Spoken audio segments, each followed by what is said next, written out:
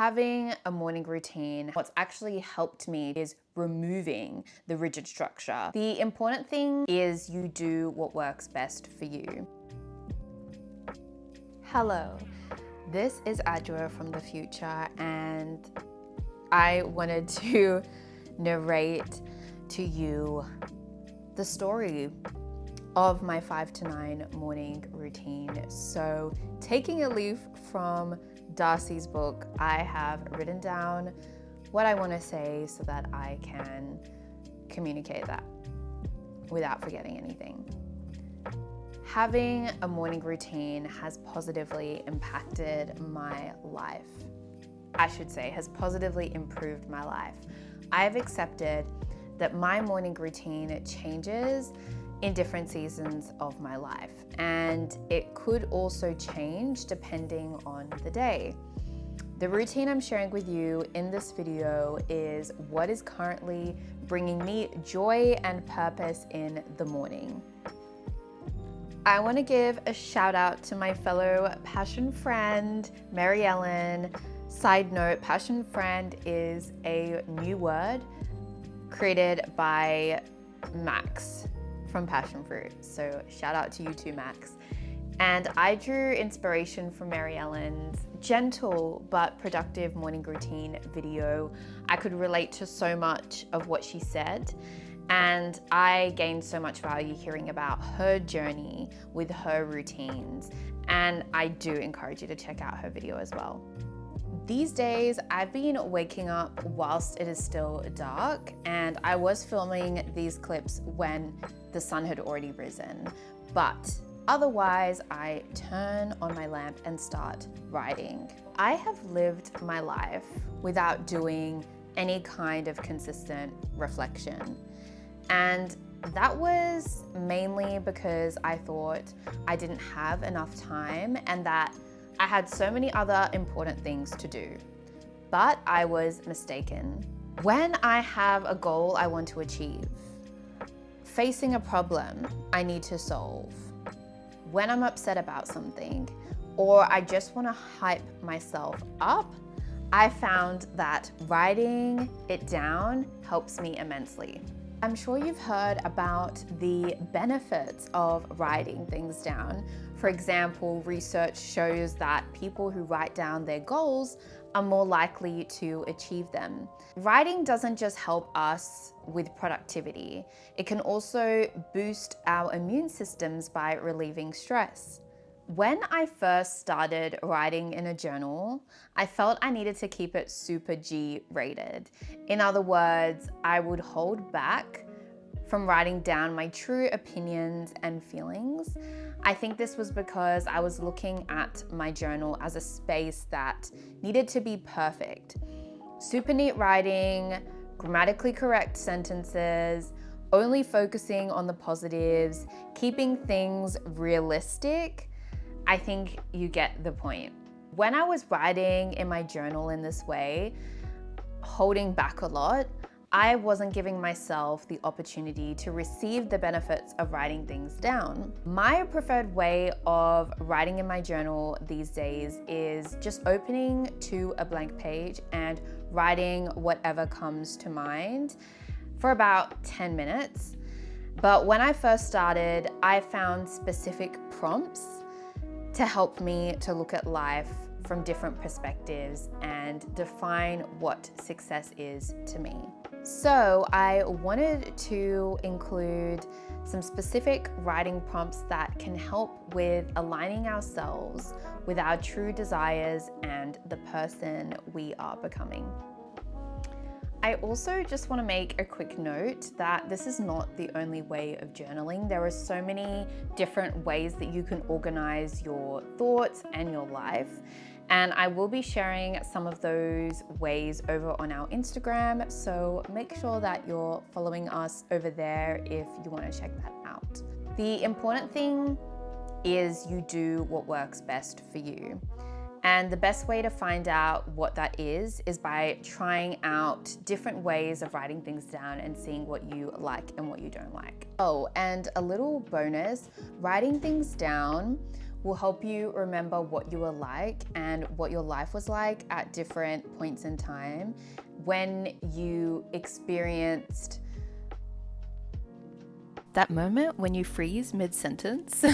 What you experienced and how you felt during various highs and lows of your life. And I think that's a really valuable resource to have because it can help us be reminded that we are capable of so much and we shouldn't doubt ourselves as often as we do. So once I finish writing, I will do some personal hygiene before popping on my workout clothes and doing some kind of movement around 45 minutes. Since filming this, I have pushed back working out until after I have spent some time with God and doing my meditation practice. I had the right intention though. One thing I know is that the further along we get in the day, the less willing I will be to work out and the more excuses I will find to not do it. Not only does this help me feel like I've already had a win in my day, but I actually feel more energized and positive about myself and my life. Like my morning routines, my workout routines have looked different during different seasons of my life. How I work out now is all about having fun and variety in the exercise I do. I found these dance workouts that I'm just having the best time with while also breaking a sweat. Then after my workout, I'll choose what I want to wear for the day and have a shower before getting dressed. Let me not lie to you, I changed out of this outfit after I filmed this. I was working from home and I like to be comfortable and warm. It's getting cooler to where I live, so I need to work on building a wardrobe that both fits my aesthetic and keeps me warm. Once I'm dressed, the sun is starting to rise, and this is for me the game-changing part of my morning routine. There have been so many times in my life where I've got dressed and gone straight into thinking about all the things I need to do for other people. This would lead me to check my notifications, reply to messages, take a preview look at my emails. At that point, it's game over. And just fill my mind with so much outside information. And so I'll give myself about an hour in the morning to spend time reading scripture. Right now I'm reading from Psalms. Then I'll spend time doing practices that help me connect with the deeper parts of myself. So this all happens in the space usually of an hour. I believe we have a spiritual side to us that is there to help us rise above challenges and lead us on a path of fulfillment and peace. Something I've struggled with in the past when it comes to connecting with my spiritual side is feeling like I did with my writing practice, that I have to do everything in a set way for it to be good. But over time, what's actually helped me to connect with the deeper parts of myself is removing the rigid structure. When it comes to meditation, I see meditation as a really broad term that can include so many things that help us to fully focus and immerse ourselves in an activity. Lately, I've been spending about 10 minutes listening to a guided meditation in the mornings. And another way I like to meditate in the mornings is to read. And I like to read books, especially in the morning, that I enjoy and offer wisdom, like All About Love by Bell Hooks. I am late to the Bell Hooks party. I wanted to include this excerpt here. The more we accept ourselves, the better prepared we are to take responsibility in all areas of our lives. Simply taking responsibility does not mean that we can prevent discriminatory acts from happening, but we can choose how we respond to acts of injustice. Taking responsibility means that in the face of barriers, we still have the capacity to invent our lives, to shape our destinies in ways that maximize our well-being. Every day we practice this shape-shifting to cope with realities we cannot easily change. Once I'm done with all of that, I open my Notion calendar and schedule in my planned activities and projects for the day. Currently, I'm freelancing, so I have more time to get work done on projects that I've been meaning to develop and complete.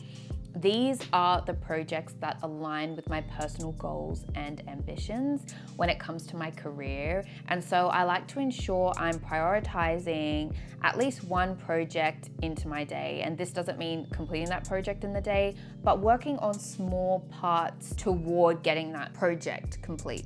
I make sure that I don't overload my day with too many things because I know that unexpected changes and opportunities can arise, and I want to remain adaptable and flexible. I'd highly recommend scheduling in to your day time to work on things that are going to get you closer towards your personal goals and dreams. That way, even when you're doing work for someone else, you can also simultaneously invest in yourself and your growth. By the time I have breakfast, it might be 8 a.m. or a bit later, and I'm a breakfast girly, so I do try to make an effort. Something I've tried recently is eating in silence. This allows me to focus on feeling grateful for my meal and mindful about what I'm eating and how it makes me feel. So there you have it. There really isn't much to it for me these days, and I'm really grateful for that. I'm happy that my morning routine has become less about doing things perfectly and more about how I can create more joy, purpose, and well-being in the morning to carry me through my day. If you'd like, let us know in the comments what practices you like to do in the morning that bring you joy. I'd be really interested to read those. Thank you so much for watching. Let us pursue lives of purpose together. Yeah.